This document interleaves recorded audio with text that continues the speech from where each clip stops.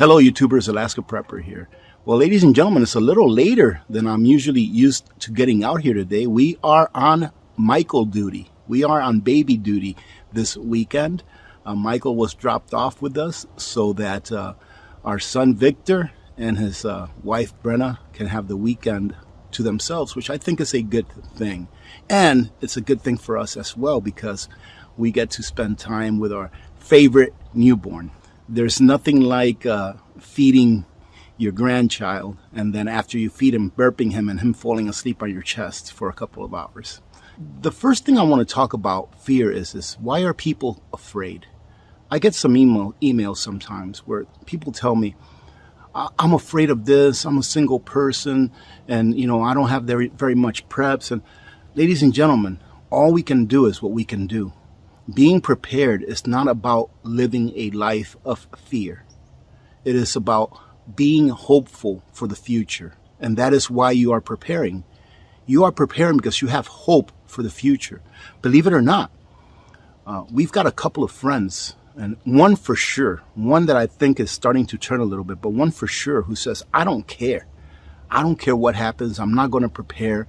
If this happens or that happens, I don't care. I have no hope for the future, so I don't care. I'm not going to prepare. Whatever happens, happens. And what can I say? Like I said before, we have free will. We have free will to do whatever we want to do, and that is a gift that was bestowed upon us as soon as we entered into this world. It's the gift of free will. So some people have no hope whatsoever, and they will never prepare because they figure that once the end comes, the end comes. However, this is how I feel about that. I feel that just as we've been given a gift of free will, give me a second, there's going to be a plane passing overhead right in a minute, and it's going to get really loud. Now, it wasn't one, but two, but three. So it's been a few minutes since I clicked off. But like I was saying, why live in fear? If you're preparing, it should be because you have no fear, because you have hope for the future. And I believe just like we were granted the gift of free will, that we have a responsibility to try to stay here and accomplish whatever it is that our mission is to accomplish in life. And a lot of us don't know what that is. Some of us are very lucky to already know what that is, to feel inside knowing, yes, this is what I'm supposed to do with my life. But a lot of people don't know. But trust me, one day you will find out. Some people are late bloomers like myself. So don't give up. Don't be afraid. But I do believe that we have a responsibility to stay on this earth as long as we can, through whatever suffering we go through or not, because we were given the gift of life. And what we do with that life really depends on how we exit this world and what happens afterward. All right, so that's how much I'm going to talk about that right there. Pretty simple, just don't lose hope. But remember, as I've often stated, hope without action is nothing but hope. So I want to talk about what I think is going to happen next within the economy, within the plan of the clowns, within their plan. What is their plan? And whether it's their plan or not, because some things I believe will be out of their control. This is what I think is going to happen. So this last month, for the month of July, we ended up getting a CPI, or as many economists call it, a CPI, which is the Consumer Price Index, of 0% for the month of July, meaning that inflation for the month of July was flat, according to the government. We all know, we all that live in the real world and that don't live in clown world, we all know that inflation continued to rise during the month of July. That they just take the numbers and they jiggle them however they need to jiggle them for them to fall where they want them.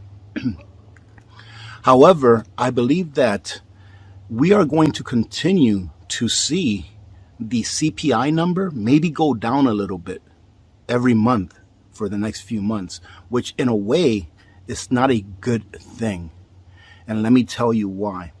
The reason that I believe that the CPI for July came in at 0 for that month, even though it was like 8.5% year over year, is because people don't have the money to spend on consumer items, on consumer products.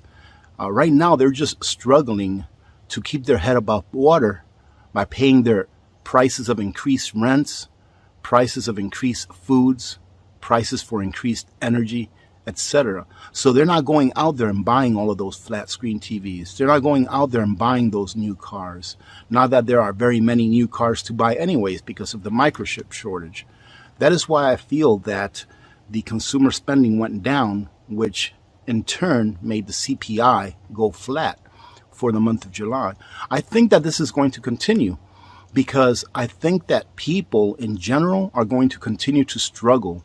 Why? Because real inflation, and what I mean by real inflation are those things that you need in order to live. Like I stated before, food, energy, housing. Taxes are going up. You know that they don't calculate taxes in inflation? Even though you're paying more taxes this year than you did last year, that's not calculated in inflation. You know, the way that they figure out rents is really a terrible way. They don't actually calculate what people are paying.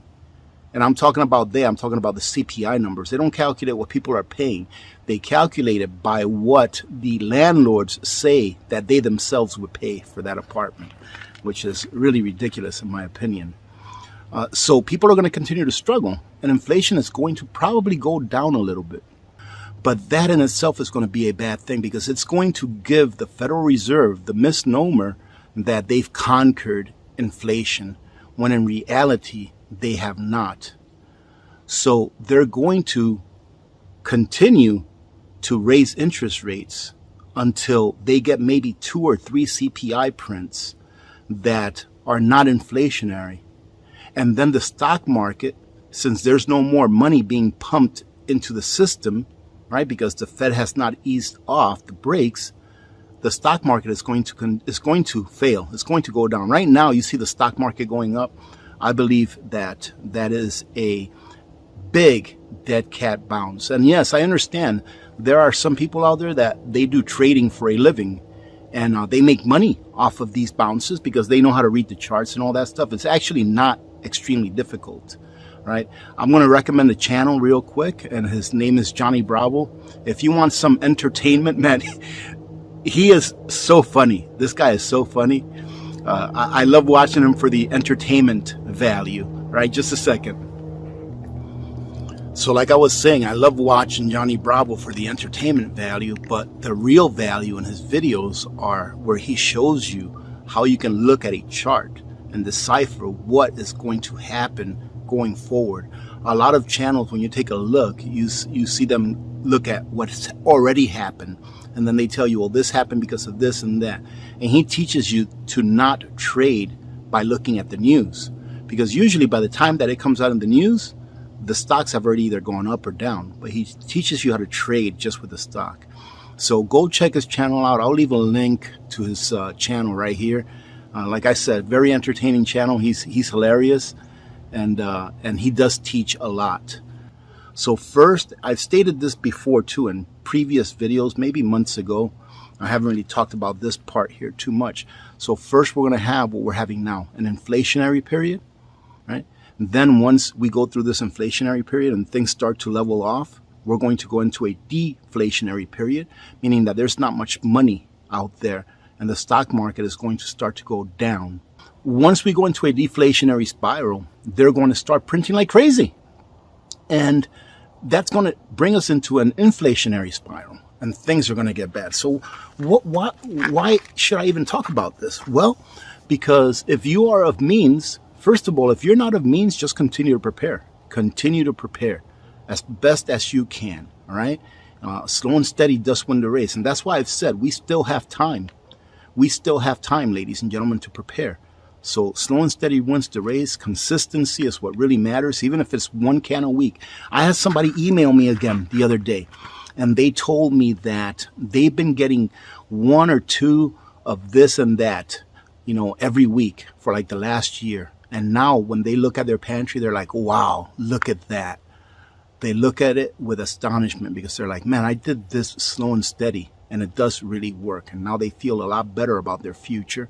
They have a lot more hope that if something happens, they can get through it, right? So if you're of low means, continue to prepare. Slow and steady wins the race. But if you have, and I'm not a financial advisor, this is what I'm doing. But if you are of means and you have a few extra dollars at the end of every month, what I'm doing is I'm not even buying any more silver. I'm just holding off.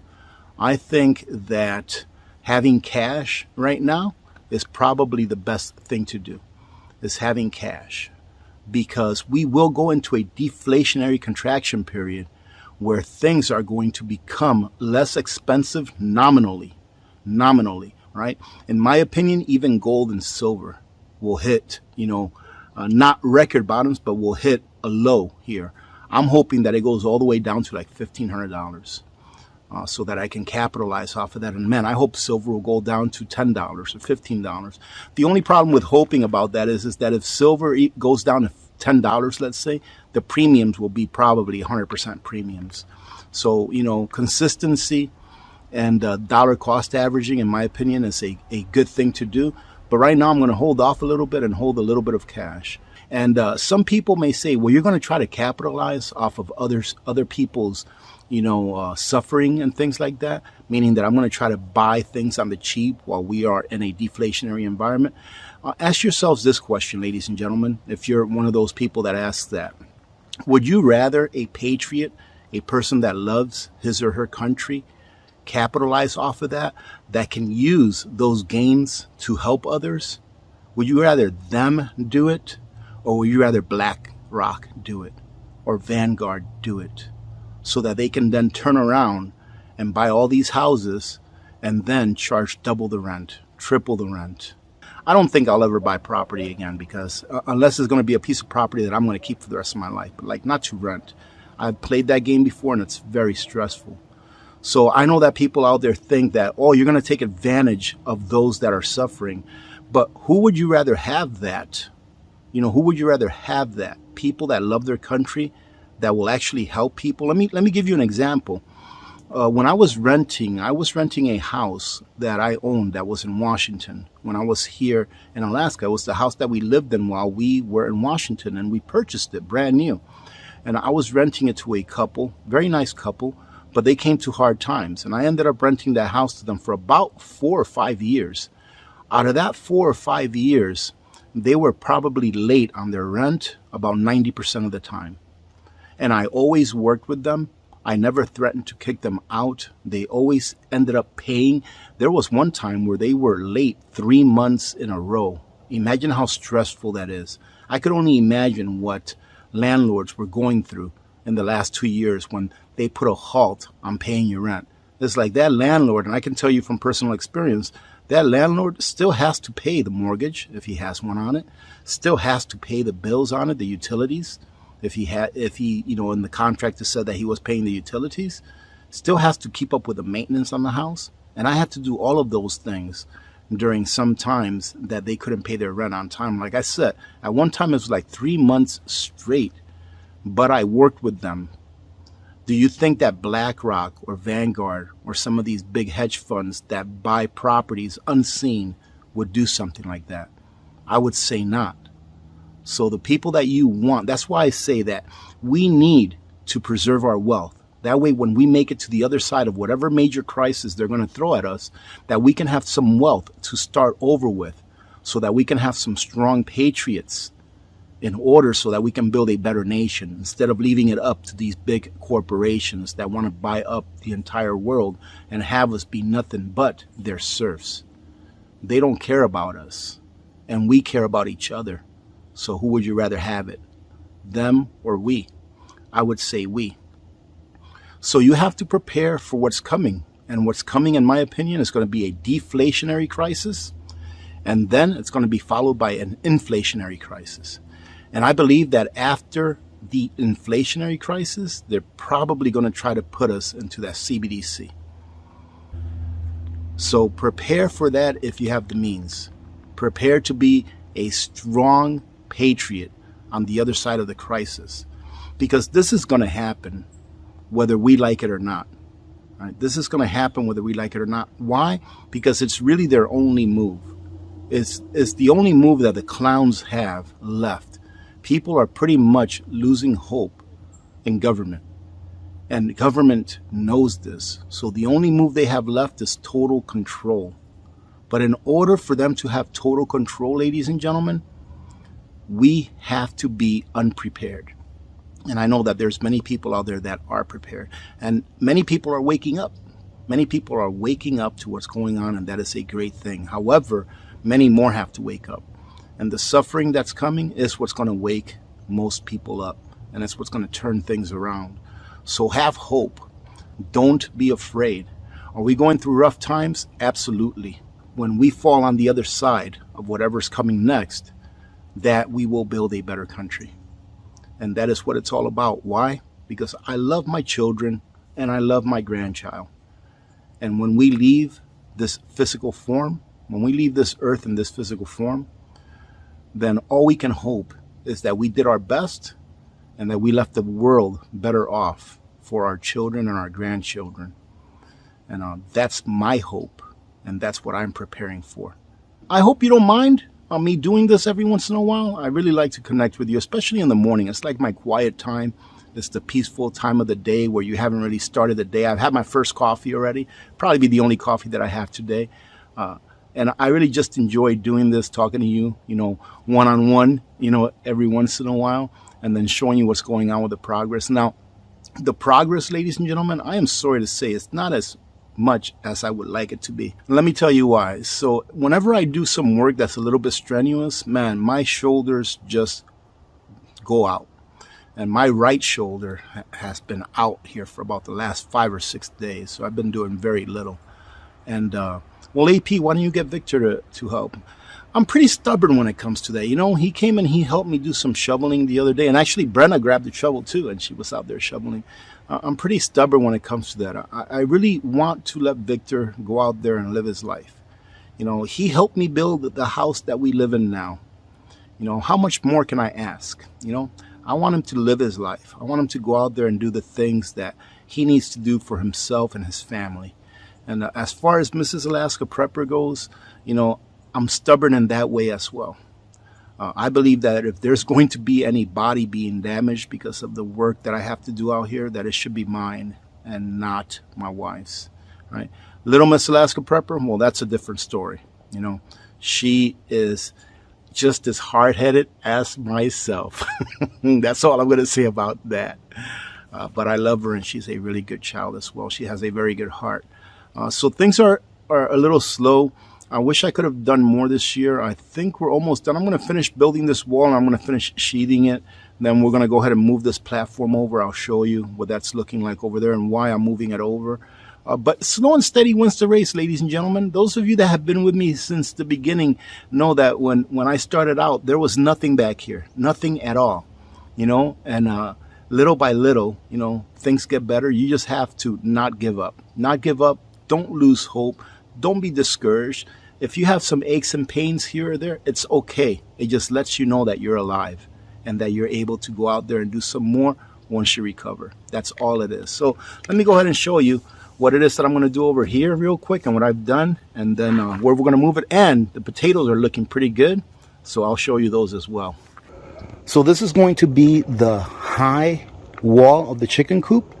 The chicken coop is going to be in the style of like the bunker, right? Like a lean-to.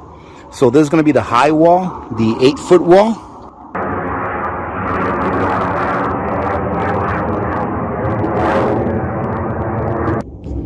For a second there, I thought that was a Russian spy plane, but I don't think it was, at least.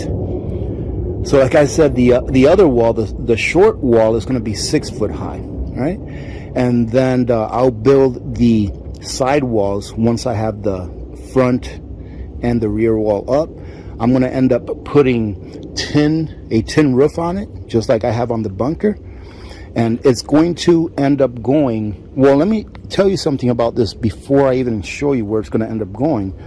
I'm going to have to flip this platform around. So I'll probably do that when Chief gets here.